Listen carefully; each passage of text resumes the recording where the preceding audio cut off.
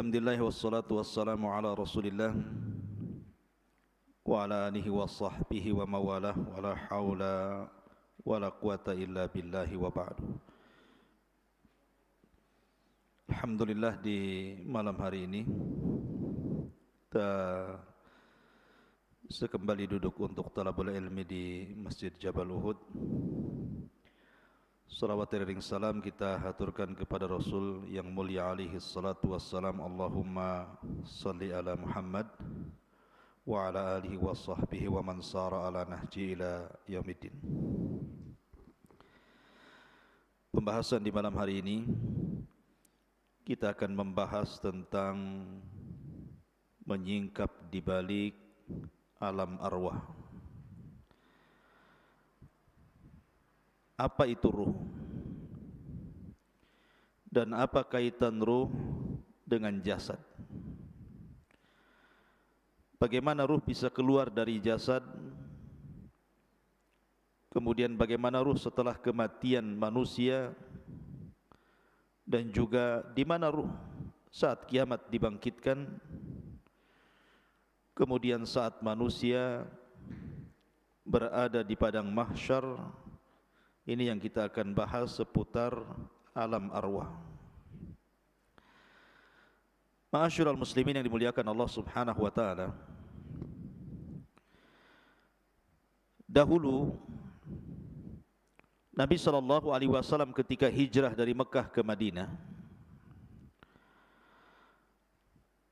ketika itu Nabi sallallahu alaihi wasallam lewat di sekumpulan orang-orang Yahudi. Karena tahu bahwa Madinah itu penuh dengan orang-orang Yahudi kala itu. Dan kebetulan Nabi SAW bersama sahabat Abdullah ibnu Mas'ud radhiyallahu an. Maka Yahudi ini, sebagian mereka dengan sebagian yang lainnya saling berbincang dan mengatakan saluhu, saluhu. Tanyalah dia. Maksudnya ragu-ragu mereka mau nanya Nabi sallallahu alaihi wasallam. Akhirnya kemudian salah seorang di antara mereka memberanikan diri bertanya kepada Nabi sallallahu alaihi wasallam, "Ya Abul Qasim, marruh." Wahai Abul Qasim, saya ingin bertanya kepadamu, apa itu ruh?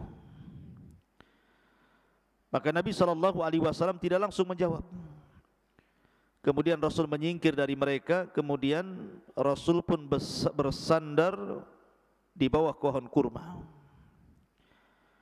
Kata Abdullah bin Mas'ud radhiyallahu anhu mengatakan, fa'alimtu annahu yuha ilaihi. Dan aku mengetahui bahwa Rasul sedang diturunkan wahyu kepadanya. Maka sejenak kemudian Nabi SAW bangkit, kembali menemui orang-orang Yahudi dan membacakan surah Al-Isra. Yas'alunaka 'anir ruh qulir ruhu min amri rabbi wa ma utitum minal ilmi illa qalila. Mereka bertanya-tanya soal ruh. Katakan ya Muhammad kepada mereka orang-orang Yahudi itu, ruh itu urusan Rabbku, dan apa yang Allah berikan kepada kalian dari pengetahuan itu tidak banyak. Ada juga kisah yang sejenis dengan kisah ini. Ketika orang-orang musyrik Arab datang ke kota Madinah untuk bertanya kepada orang Yahudi tentang Nabi yang baru muncul di Mekah. Karena orang-orang musyrik Arab tahu bahwa orang Yahudi itu kaum yang diberikan kitab. Mereka minta pendapat tentang kemunculan Nabi yang ada di Mekah itu kepada orang-orang Yahudi Madinah. Maka orang-orang Yahudi Madinah mengatakan kepada orang-orang musyrik Arab, tanyalah kepada orang yang ngaku Nabi di daerahmu itu 3 soalan.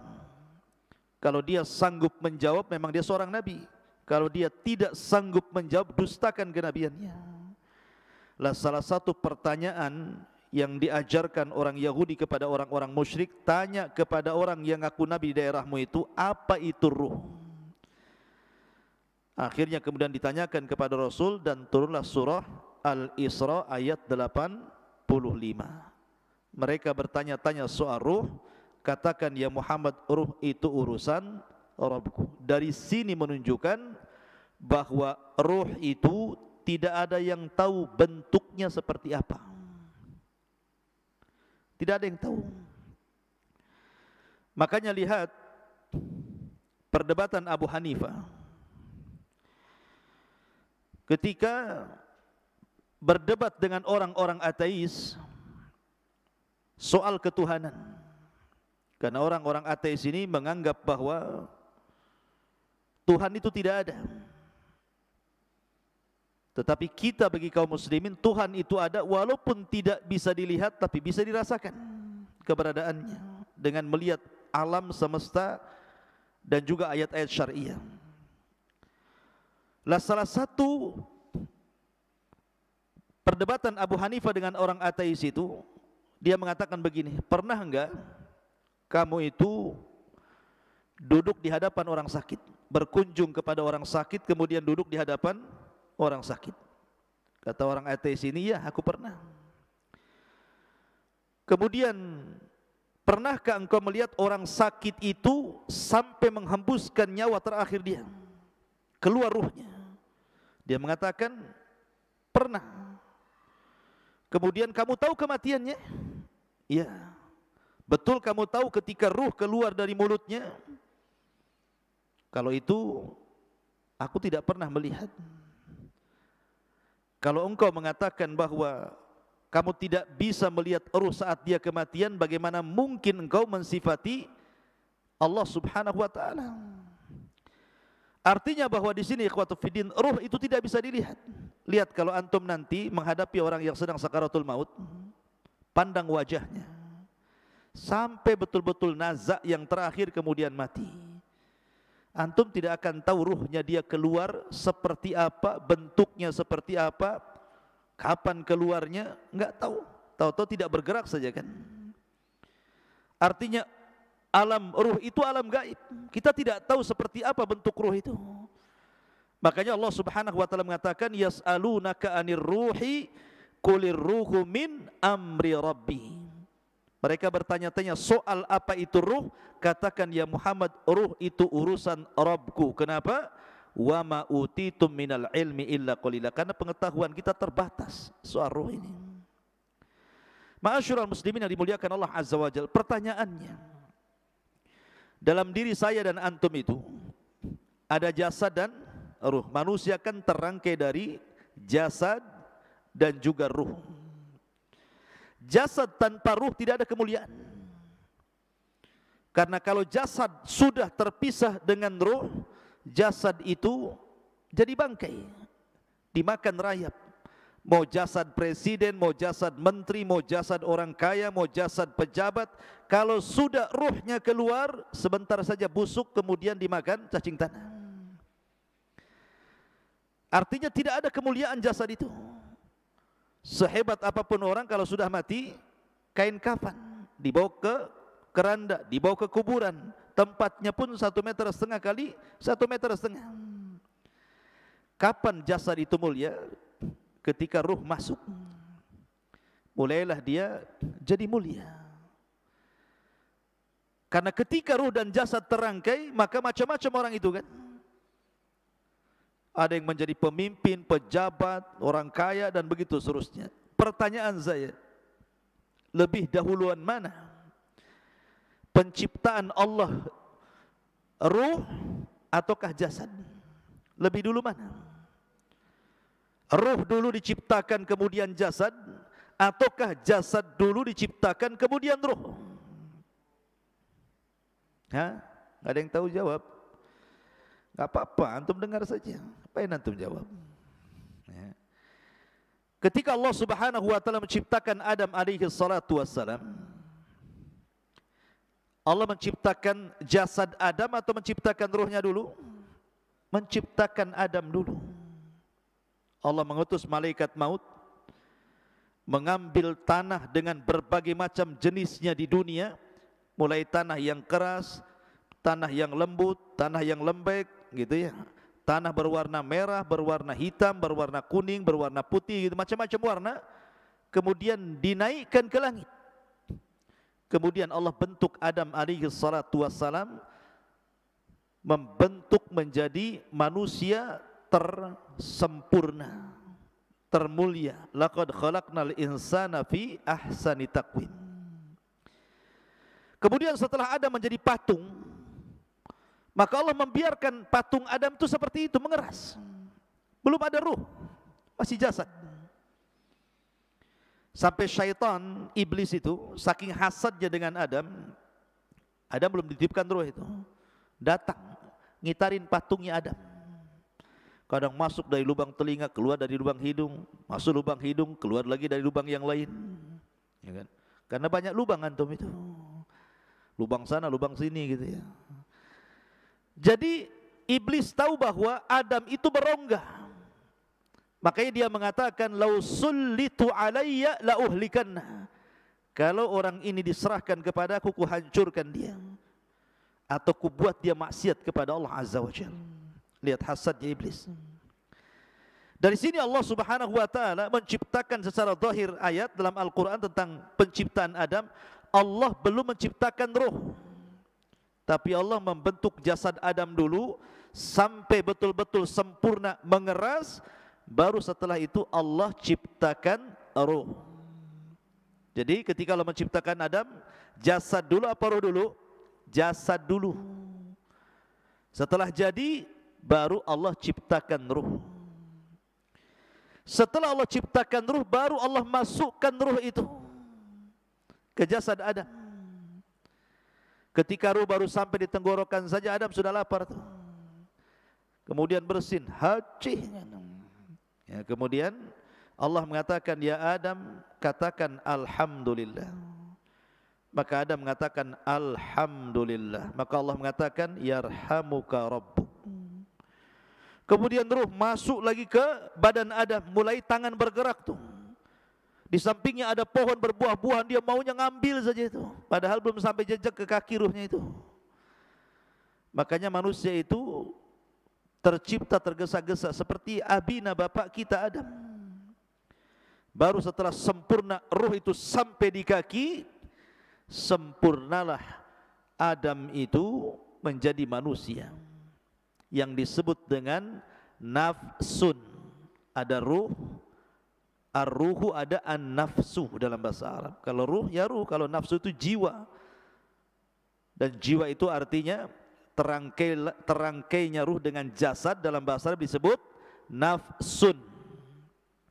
Kalau ruh, ruh saja. Kalau jasad, jasad saja. Kalau sudah nyatu disebut nafsun. Ya ayyutuhan nafsul mutmainnah. Wahai jiwa yang tenang, karena ruhnya masih dalam jasad. Ukhruji ila ila ridwanullah, keridhaan Allah Subhanahu wa taala. Ma'asyiral muslimin yang dimuliakan Allah, ini kalau binisbah dengan Adam, bahwa ruh itu diciptakan sebelum atau setelah? Setelah Adam diciptakan. Adam dulu diciptakan, baru ruhnya diciptakan. Tetapi kalau kita selain Adam alaihi salatu wassalam, dibalik, ruhnya dulu diciptakan, baru kita diciptakan. Ya. Karena dalam hadis Bukhari, ketika Nabi sallallahu alaihi wasallam bersabda tentang cerita penciptaan manusia, di mana Allah Subhanahu wa taala ketika menciptakan manusia itu, pertama 40 hari segumpal air mani, kemudian 40 hari kedua segumpal darah, kemudian 40 hari ketiga menjadi segumpal daging, berbentuklah dia manusia. Kalau dihitung berarti 4 bulan. 30 kan, 40 satu bulan kan 30 hari. Berarti 40 segumpal mani, 40 segumpal darah, 40 segumpal daging. Berarti pas 4 bulan usia janin itu sudah membentuk manusia. Dari sini Allah mengutus malaikat yang memang menghantarkan ruh. Kemudian dimasukkan ruh itu, kemudian dicatat rizkinya, dicatat amalannya, dicatat celakanya, dicatat kebahagiaannya, semua dicatat di situ. Maka dari sini kata para ulama, kalau Adam alaihi salatu wasallam diciptakan dulu jasadnya, baru kemudian ruhnya setelahnya diciptakan. Tapi kalau kita diciptakan dulu ruhnya, baru diciptakan jasadnya. Begitu kata para ulama. Kenapa demikian? Karena ketika Allah Subhanahu wa taala menciptakan Adam, kemudian Adam sudah berbentuk manusia, ada jasad dan ruh, Allah mengusap zahra Adam. Pundaknya Adam diusap di sini. Ya. Lah ketika Allah Subhanahu wa taala mengusap pundaknya Adam, apa yang terjadi? Fa akhraja min dhahri Adam kullu nasmatin min dzurriyyatihi min khalqihi ila yaumil qiyamah. Dalam hadis Rasul, kemudian keluarlah dari pundak Adam ini, punggung Adam ini, ruh-ruh dari zuriyahnya Adam, dari anak cucunya Adam. Zuriyah diambil dari kata-kata zarrah. Zarrah itu semacam semut, bahkan lebih kecil dari semut, kecil tidak nampak. Ya. Jadi keluar ruhnya dari situ, dan itu kelak akan menjadi anak cucu Adam. Lah kemudian suatu ketika Adam melihat dari ruh-ruh yang keluar dari pundak Adam itu, dan itu nanti akan menjadi anak cucu Adam alaihi salatu wassalam, melihat salah satu di antara mereka ada yang bercahaya dahinya. Kemudian Adam bertanya, siapa itu? Maka malaikat mengatakan, itu Daud, salah satu turunanmu. Karena takjubnya Adam, berapa usianya? 60 tahun. Pendek kali, ku tambah umurku atau usiaku 40 tahun, genapkan 100 tahun dia. Akhirnya Adam menghibahkan 60 tahun usianya, 40 tahun usianya untuk Nabi Daud supaya digenapkan menjadi 100 tahun.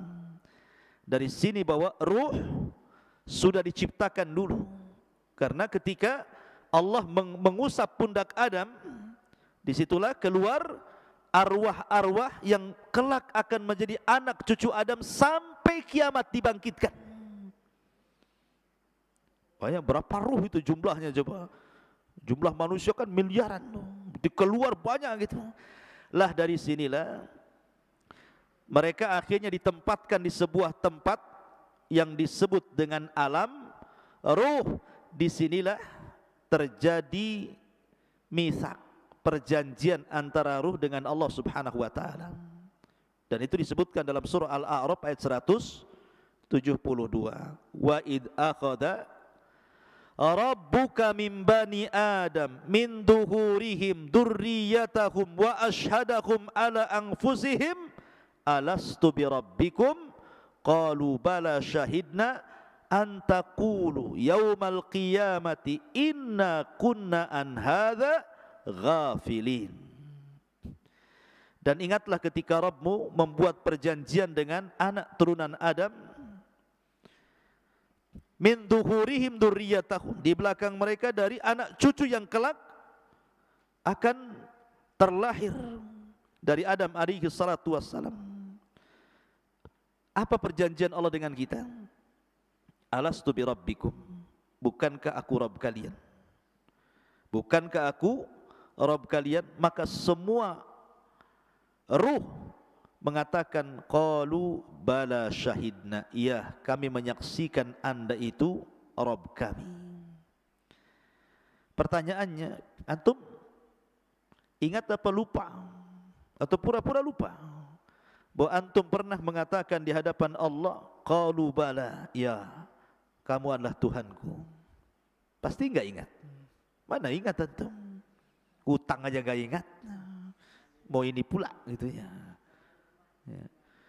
Kenapa enggak ingat? Karena ingatan manusia itu terbatas, sebagaimana pandangan manusia terbatas, pendengaran manusia terbatas, akal pun terbatas, langkah kaki pun terbatas, kecuali pakai motor ya, pakai pesawat. Tapi coba jalan kaki sampai di mana antum kuatnya? Ada pengkor. Pandangan kita terbatas, kita tidak bisa menembus sampai Batam Center dari sini. Terhalang hutan-hutan, walaupun tak ada hutan pun kita terbatas pandangan kita. Pendengaran pun terbatas, akal pun terbatas, pemahaman pun terbatas, maka ingatan pun terbatas. Kita sudah lupa bahwa kita pernah berdialog dengan Allah dan mengatakan alastu birabbikum, dan kita mengatakan qalu bala syahidna. Ma'asyiral muslimin, kenapa demikian? Supaya tidak ada uzur bagi kita pada hari kiamat dengan mengatakan aku tidak pernah mengenal Tuhan sehingga aku tidak ibadah. Kita sudah diikat dengan perjanjian. Makanya Rasulullah mengatakan kullu maulud yuladu alal fitrah. Setiap bayi yang dilahirkan itu brojol menjadi fitrah. Fitrah itu artinya mengenal Islam. Kenapa? Karena lanjut hadis Nabi SAW, fa abawahu yuhawidanihi au yunassiranihi au yumajjisani. Bapaknya yang menjadikan dia Yahudi, Nasrani ataupun Majusi. Stop hadis sampai ini. Dan tidak ada kata-kata bapaknya yang menjadikan dia Muslim. Ya, karena lahirnya anak siapapun terlahir Islam, mengenal Rabbnya. Tapi kita lupa. Lah di alam ruh ini pula Allah menawarkan amanah. Yang Allah Subhanahu wa taala isyaratkan dalam surah apa? Inna aradnal amanata 'alas samawati wal ardi wal jibal fa abaina an yahmilnaha wa ashfaqna minha wa hamalahal insan innahu kana zaluman jahula. Sesungguhnya kami telah menawarkan amanah. Kapan amanah ditawarkan? Ketika di alam ruh. Allah menawarkan amanah ini. Pertama, ditawarkan ke langit, ditawarkan ke bumi, ditawarkan ke gunung-gunung. Semua menolak amanah itu. Kemudian Allah menawarkan amanah di alam ruh kepada ruh-ruh turunan Adam itu. Tiba-tiba kemudian manusia pun siap memikul amanah itu. Makanya Allah mengatakan sungguh manusia itu amat sangat zalim dan amat sangat bodoh. Gunung saja menolak, langit saja menolak, bumi saja menolak, manusia pula yang lemah menerimanya. Walaupun penafsiran amanah dalam ayat ini berbagai macam ya. Apa yang dimaksud amanah yang Allah tawarkan kepada kita di alam ruh itu? Ada yang mengatakan amanah di sini artinya at-ta'at wal faraid, ketaatan dan melaksanakan kewajiban. Ada yang mengatakan amanah di sini artinya seperti pendapat Abdullah ibn Mas'ud, artinya solat, zakat, puasa, haji. Kemudian membenarkan hadis, jujur dalam berkata, kemudian membayar hutang, adil dalam timbangan, kemudian juga amanah ketika dititipkan sesuatu barang kepadanya. Ada juga yang mengatakan bahwa amanah di sini artinya al-farju, kemaluan. Bahwa kita diberikan kemaluan sehingga harus amanah. Jangan digunakan untuk berzina, tetapi dihalalkan dengan cara menikah. Ada juga yang mengatakan amanah di sini artinya as-saum, puasa. Wal ghuslu minal janabah, mandi setelah junub. Ada juga yang mengatakan amanah di sini artinya amanah, orang itu amanah, tidak khianat gitu ya. Intinya bahwa banyak penafsiran amanah, tapi yang jelas dialog ini sebagian para ulama mengatakan terjadi kapan? Di alam ruh. Dialog ini terjadi di alam ruh. Ma'asyiral muslimin yang dimuliakan Allah Azza wa Jalla. Taib. Setelah kita tahu sedikit tentang alam ruh, lalu ruh ini kapan keluar? Kan pertama ruh menyatu dengan jasad. Kemudian kita dilahirkan ke dunia menjadi jiwa yang menyatunya ruh dengan jasad. Maka suatu ketika ruh ini akan keluar saat kematian. Bagaimana ruh keluar dari jasad kita, ikhwan? Ada hadis Bara' bin Azib radhiyallahu an. Jadi Bara' bin Azib ini bercerita suatu ketika kami, kata Bara' bin Azib, keluar bersama Rasul hendak mengebumikan salah seorang jenazah. Ketika sampai di kuburan, orang yang gali kuburan itu belum selesai. Orang yang gali kuburan itu belum selesai. Lah karena belum selesai orang yang menggali kuburan itu, Nabi SAW memberikan nasihat kepada sahabat yang ada di sekitar kuburan itu. Kemudian Nabi SAW menceritakan tentang kematian seorang mukmin dan kematian seorang kafir. Coba perhatikan bagaimana ruh keluar dari jasadnya seorang mukmin dan bagaimana ruh keluar dari jasadnya orang kafir. Kata Nabi SAW, innal abdal mu'min idza kana fi inqita'in minad dunya wa ikbalin minal akhirah, apabila hamba mukmin ini hendak terputus dari dunia dan menghadap akhirat, nazala ilaihi malaikatun minas sama bidul wujuh. Maka akan turun malaikat dari langit, wajahnya sangat putih. Ka'anna wujuhahumus syamsu, seperti wajahnya malaikat ini seperti matahari. Ma'ahum kafanun min akfanil jannah wa hanutun min hanutil jannah. Malaikat yang turun dari langit yang memiliki wajah yang sangat terang putih itu membawa kain kafan dari sorga dan wewangian dari sorga. Kata para ulama, ketika nanti antum mendekati ajal, malaikat yang turun kepada antum itu ada 4. Satu disebut malakul maut, malaikat kematian. Yang 3 disebut rusulul maut. Rusulul maut, tawaffathu rusuluna.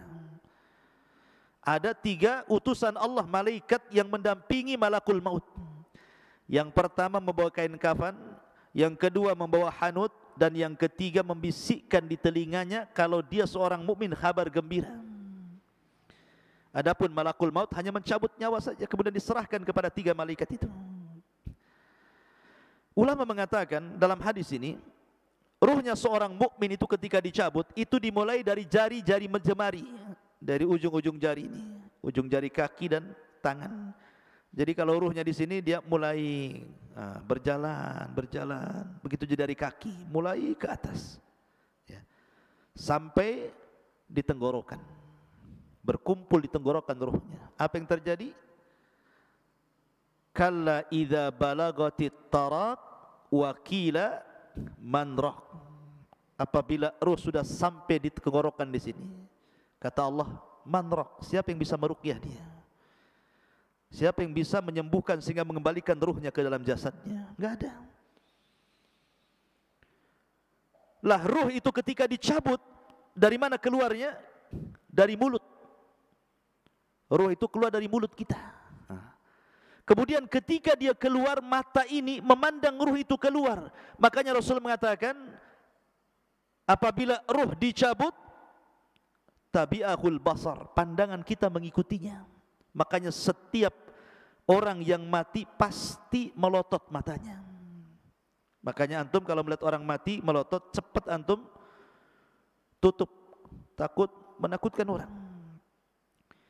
Kata Nabi SAW, ruhnya mukmin itu apabila keluar seperti tetesan air yang terakhir keluar dari mulut teko. Min famis siqa, kata Rasul. Kalau saya boleh analogikan, ikhwan, kalau antum punya teko, isinya banyak airnya, kemudian antum tuangkan, tentu air yang pertama keluar itu deras sekali, karena masih penuh masalah tekonya. Kalau dituangkan tuh pasti deras dia, kayak model pancuran kan gitu ya. Coba kalau seandainya di teko itu tinggal 1 tetes, kemudian antum tuangkan, pasti dia tidak akan mengalir deras, pasti akan sedikit mengalir sampai di ujung teko, kemudian menggantung dulu, kemudian baru netes gitu ya. Artinya bahwa ruhnya seorang mukmin itu keluar seperti tetesan terakhir dari mulut teko, pelan tapi pasti, pelan, kemudian keluar dari mulutnya. Ketika itu malaikat yang menghibur jasadnya seorang mukmin ini mengatakan, Ya ayyatuhar ruhul, ya ayyatuhan nafsul mutmainnah, irji ila rabbiki radiyatan mardiyah. Wahai jiwa yang tenang, keluarlah pelan-pelan menuju keridhaan Allah Subhanahu wa taala. Maka ketika betul-betul keluar, maka ruh itu kemudian naik ke langit. Sudah terpisah alamnya, dia kembali keluar dari jasad. Lah ruh ini langsung ketika sudah ditangkap oleh malaikat maut, sudah dikeluarkan, maka diserahkan kepada malaikat yang membawa kain kafan dan hanut dari sorga. Langsung dikain kafani, kemudian dibaluri minyak wangi, kemudian diangkat ke langit. Kemudian langit pertama, dia mengetuk pintu. Kata penjaga langit pertama, siapa? Fulan bin Fulan, siapa yang dibawa? Ruhnya Fulan ibn Fulan. Karena dia ruhnya orang baik, maka malaikat yang ada di langit semuanya memujinya. Kemudian dibukalah pintu langit pertama, kedua, ketiga, keempat, kelima, ketujuh. Dia melintasi langit yang ketujuh. Kemudian diberjumpakan dengan Allah Subhanahu wa taala, dan Allah katakan kepada ruh orang mukmin ini, letakkan catatannya fil illiyin, tapi kembalikan ruhnya ke dalam jasadnya. Maka catatannya naik sampai di tempat yang paling tinggi di sorga, kemudian ruhnya dikembalikan ke bumi. Ketika ruhnya dikembalikan ke bumi, ada yang mengatakan batas ruh naik ke langit itu sebatas ketika dia mulai dimandikan, mulai dikafankan, kemudian dikuburkan, ruh itu kembali ke dalam kuburan.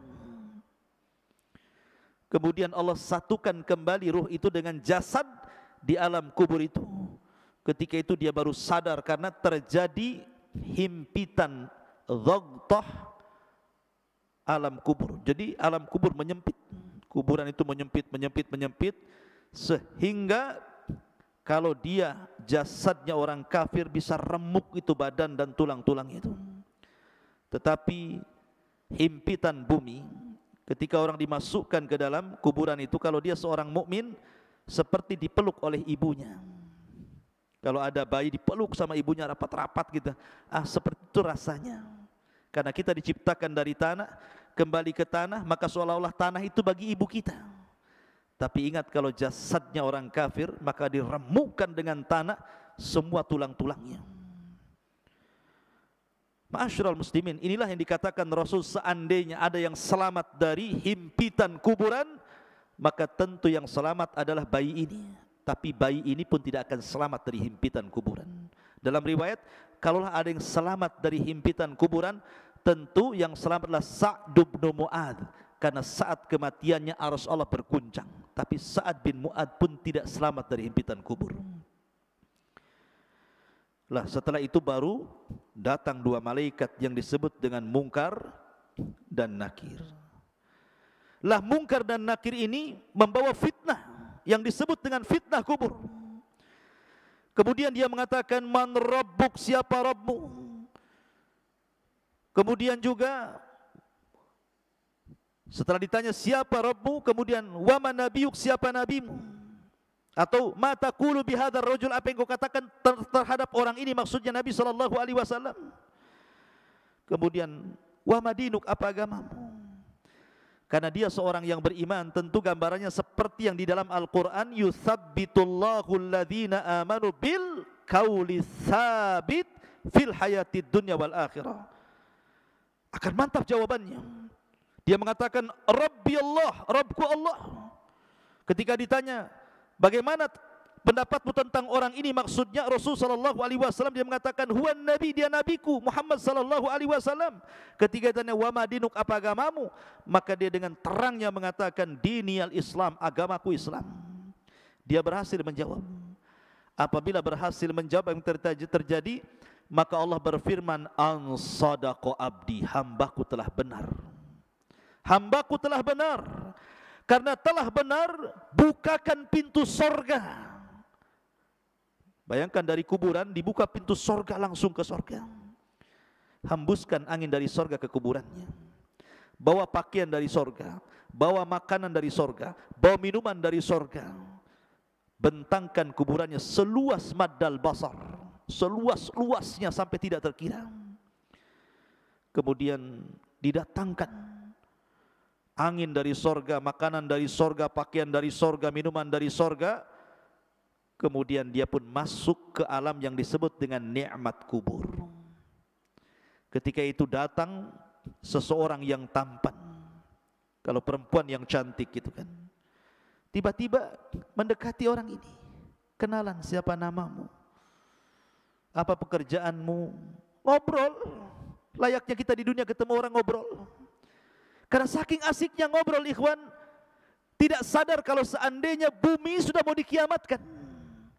Sehingga ketika betul-betul bumi ini sudah mendekati hari kiamat, Israfil sudah siap meniup sangkakalanya, barulah kemudian Dia bertanya, kamu ini siapa?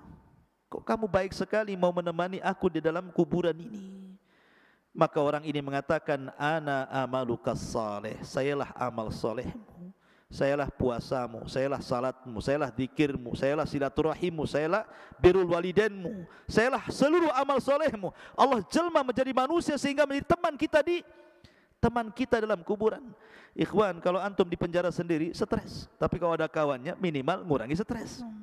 Adam saja diberikan sorga dengan berbagai macam nikmatnya, belum dikatakan sempurna kecuali diberikan kawan, diciptakan Hawa baru masuk ke sorga. Jadi ikhwatu fillah muliakan Allah Azza wa Jal, tetapi ruhnya seorang kafir, lihat bagaimana hadisnya. Adapun ruh seorang kafir, ketika idza kana fi inqita'in minad dunya wa iqbalin minal akhirah nazala ilaihi minas sama'i malaikatun ghiladun shidadun sudul wujuh ma'ahu almasuhu minan nar. Subhanallah.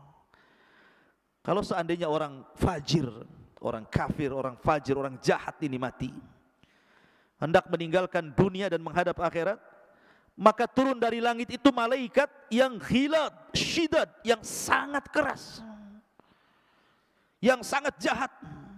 Sudul wujuh, wajahnya hitam, kelam, gosong, dan membawa kain kafan dari neraka yang sangat busuk baunya. Kemudian dia pun duduk di samping orang yang mau ihtidar, mau mati dari orang kafir ini.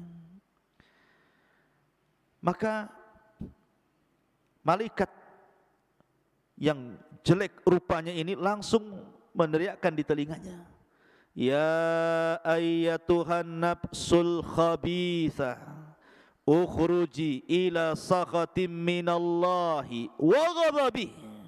Hei jiwa yang buruk, keluar kau kepada kemurkaan Allah dan laknatnya, keluar kamu.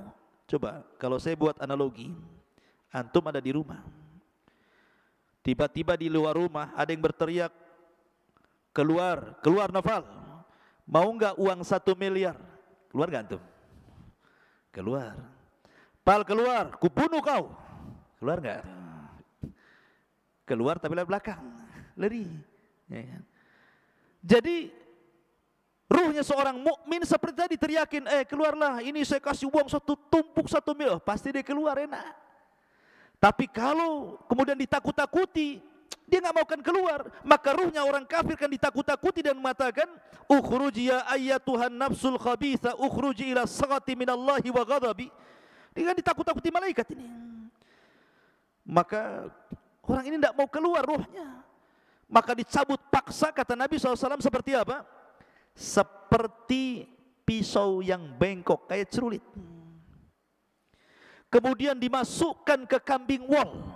Antum tahu kambing wol itu kan bisa 1 jengkal tuh. Ininya bulunya kan, kambing wol itu besar.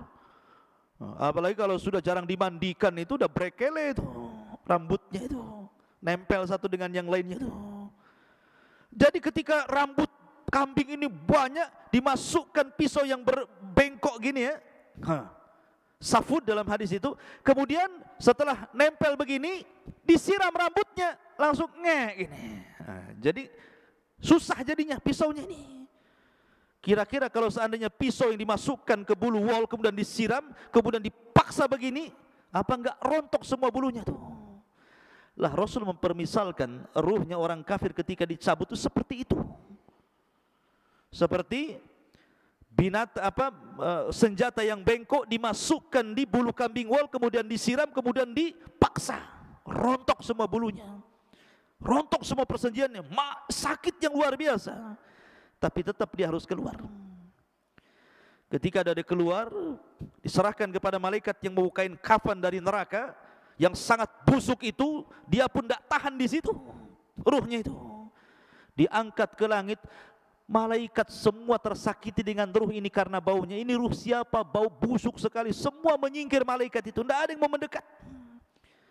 Ketika kemudian penjaga langit pertama diketuk supaya ruh ini naik ke langit, nggak mau dibukakan sama sekali, nggak mau dibukakan. Dari sini Allah Subhanahu wa taala berfirman dalam Al-Qur'an, la tufattahu lahu abwabus sama wa la yadkhulunal jannah hatta yalijal jamalu fi sammil khiyat. Ketika ruhnya orang kafir naik ke langit pertama, la tufattahu lahu abwabus sama. Allah atau malaikat tidak ada satupun yang membuka pintu-pintu langit. Bahkan dia akan masuk neraka. La tufattahu lahum abwabus sama wa la yadkhulunal jannah, dan dia tidak akan masuk surga orang kafir itu hatta yalijal jamalu fis samil khiyat, sampai ada cerita unta masuk ke liang jarum, kata Allah. Liang jarum seberapa? Jarum liangnya kecil, unta besar. Gimana masuk ke liang jarum? Gimana caranya? Dijadikan benang dulu lah untanya baru bisa masuk. Artinya bahwa mustahil ada unta masuk ke liang jarum, kecuali kalau jarumnya gede gitu ya, lubangnya seperti pintu itu. Mana ada jarum ya. Jarumnya kecil, jarum itu artinya mustahil orang kafir masuk surga. Lah ketika tidak dibukakan pintu langit, akhirnya oleh malaikat yang sudah capek-capek bawa ke atas, dilempar ruh itu. Bayangkan, dilempar ruh itu sehingga ruh itu jatuh dari ketinggian itu. Kemudian ketika bersatu dengan jasadnya seperti antum, jatuh dari atas, gimana rasanya tuh? Gak usah dirasakan, pasti sakit ya. Rontok semuanya. Sudah kesakitan, tiba-tiba dihimpit lagi kuburan, langsung remek semuanya. Setelah ada himpitan kubur, tiba-tiba datang malaikat Munkar dan Nakir, kemudian berteriak dan menekan suaranya, man rabbuk, siapa Rabbmu? Enggak, kaget dia ya. Wa man nabiyuk, siapa nabimu? Wa madinuk, apa agamamu? Makanya dia lagi pusing, lagi merasakan sakit, dia hanya mengatakan la adri. Fayaqulan la adri, saya tidak tahu. Aqulu kama qalan nas wa fa'altu kama fa'alan nas. Aku hanya mengikut-ikut orang saja, enggak tahu. Maka dia pun akan dicambuk oleh malaikat.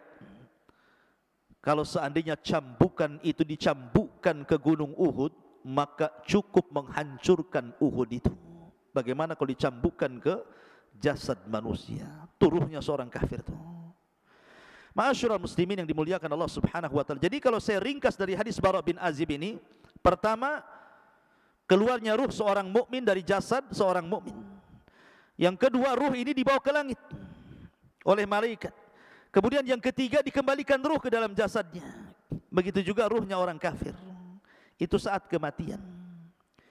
Lalu setelah kemudian masuk ke alam kubur, apakah azab kubur itu birruhi wal jasad, menyatunya ruh dan jasad, ataukah ruh saja?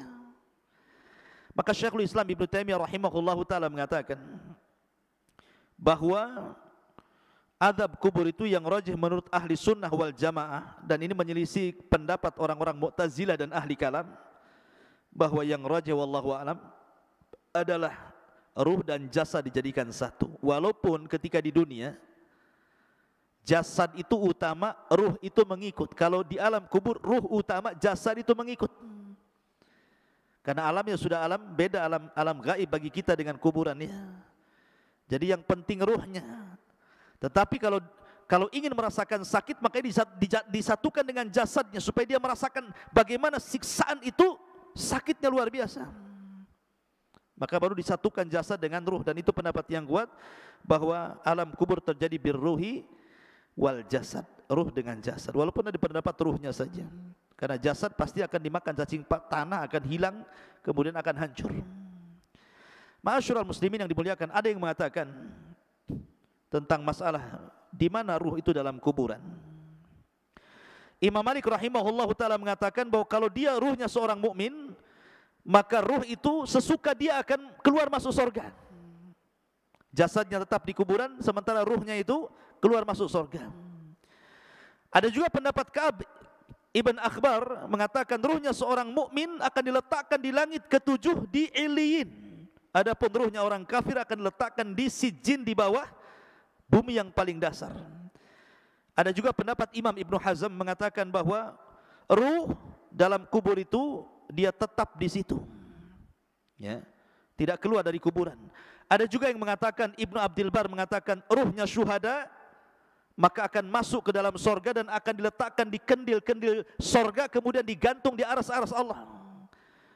Adapun ruhnya seorang mukmin maka mereka akan dimasukkan ke dalam sorga dan akan diletakkan, digantung-gantungkan di pohon sorga. Itu pendapat Ibnu Abdul Bar. Dan juga pendapat Ibnu Ash-Shihab, ya, bahwa ruhnya syuhada juga akan digantungkan di arasy seperti kendil-kendil dan keluar masuk sorga. Wallahu a'lam. Karena bagaimanapun pengetahuan kita tentang ruh tidak banyak. Wa ma utitum minal ilmi illa qal. Ini hanya pendapat para ulama. Adapun hakikatnya wallahu a'lam, yas'alunaka 'anir ruh qulir ruhu min amri rabbi. Ma'asyiral muslimin yang dimuliakan, lalu ketika terjadi hari kiamat, di mana ruh? Ulama mengatakan bahwa ada 7 perkara yang tidak akan binasa pada hari kiamat. Catat 7 perkara ini. Tidak akan binasa pada hari kiamat. Tetapi yang lainnya pasti dihancurkan. Ketika Israfil meniupkan sangkakalanya, semua makhluk Allah dihancur-hancurkan. Bumi dihancurkan, gunung dihancurkan, lautan dihancurkan, langit dihancurkan, bintang dihancurkan, matahari, dan begitu seterusnya. Tapi ada 7 makhluk yang tidak akan pernah dihancurkan. Ada yang mengatakan 8, ada yang mengatakan 7. Yang pertama arsy. Arsy tidak akan dihancurkan Allah Subhanahu wa taala. Kemudian yang kedua dan yang ketiga, al-jannatu wan nar. Surga dan neraka tidak mungkin hancur dengan tiupan sangkakala. Kemudian yang keempat, al-ajbu. Al-ajbu itu artinya tulang ekor setiap manusia. Mungkin badan bisa hancur, tulang-tulang yang lain bisa hancur, tapi tulang ekor tidak mungkin dihancurkan Allah, karena kita diciptakan dari tulang ekor itu. Kemudian yang nomor 5, al-lauh, papan tempat menulis kolam itu. Al-lauh yang disebut lauhil mahfud, tidak akan hancur. Kemudian yang keenam, al-qalam, dan kolam makhluk kedua yang Allah ciptakan setelah arsy tidak akan hancur. Kemudian yang nomor 7, ruh. Ruh tidak akan hancur. Ketika Israfil meniupkan sangkakala, itu tidak akan hancur. Dan ini disebutkan di dalam nuniyahnya Imam Ibnul Qayyim rahimahullahu ta'ala, dan juga dalam kitabnya Syarhus Sunnah li Imam Al-Barbahari rahimahullahu ta'ala. Dan juga kitab-kitab yang lain yang menunjukkan 7 perkara tidak akan dihancurkan saat alam dihancurkan. Salah satunya ruh. Lalu ruh di mana ketika terjadi kiamat? Ruh itu terjadi ketika terjadi kiamat, maka terputuslah azab kubur, nikmat kubur, dan begitu seterusnya. Maka ruh itu akan diletakkan di Eliyin yang mukmin, kemudian ruhnya orang-orang kafir dan orang-orang jahat diletakkan di Sijjin, di dasar bumi. Kemudian terjadi kiamat hebat. Selama 40, bisa 40 tahun, bisa 40 bulan, bisa 40 hari. Baru Israfil kemudian meniupkan sangkakala yang kedua. Ketika itu jasad-jasad oleh Allah dikembalikan lagi. Tulangnya dirangkai lagi, kemudian dagingnya dirangkai lagi dengan tulangnya. Jadilah setiap manusia, sehingga tanah itu dipenuhi dengan jasad. Allah mengatakan, idza zulzilatil ardu zilzalaha wa akhrajatil ardu athqalaha. Dan Allah keluarkan beban-beban berat dari perut bumi, maksudnya manusia, dilempar ke permukaan. Wa alqat ma fiha wa takhallat. Dan kami lempar isi-isi perut bumi sampai kosong, karena semua jasadnya berada di permukaan bumi, semua jasad, belum ada ruh. Baru setelah jasad mulai dari Adam alaihi salatu wassalam sampai orang yang terakhir mati, sudah di permukaan bumi, di padang mahsyar, maka Allah mengatakan dalam Al-Quran, ruh itu kemudian dilesatkan dari Iliyin dan dilesatkan dari Sijjin. Ya. Wa idzan nufusu zuwizat. Dan ketika nufus, jiwa-jiwa itu disatukan, Jadi ruh dari Ilin melesat, kemudian ruh dari Sijin melesat, dan anehnya tidak tertukar ruh dengan jasad itu. Bukan berarti kemudian ruhnya Naufal tertukar dengan ruhnya siapa gitu, enak kali ya. Jadi tidak tertukar, artinya bahwa ruh itu akan kembali ke jasadnya sesuai ketika di dunia jasadnya. Dan yang pertama kali adalah ruhnya Muhammadun sallallahu alaihi wasallam. Makanya dia orang yang pertama kali siuman sebelum manusia siuman. Ana awal man yashaqqu fihil qabr. Saya pertama orang yang keluar dari kuburan, katanya, kata Rasul. Kemudian aku melihat Nabi Musa sedang bersandar. Aku ragu-ragu apakah dia dulu ataukah aku, kata Rasulullah. Kan gitu ya. Baru kemudian bangkit semua, karena sudah nyatu lagi ruhnya tuh. Kemudian ketika bangkit, bingung orang-orang kafir ini, sehingga mereka mengatakan, ya wailana man ba'atsana mim marqadina. Celaka siapa yang membangunkan aku ini dari tidur-tidurku ini. Tapi orang-orang yang beriman mereka mengatakan, hadza ma wa'adar rahman wa sadaqal mursalun. Inilah janji Allah dan benarlah ucapan para rasul. Berarti dari sini terjadi infisal ruh dengan jasad berapa kali?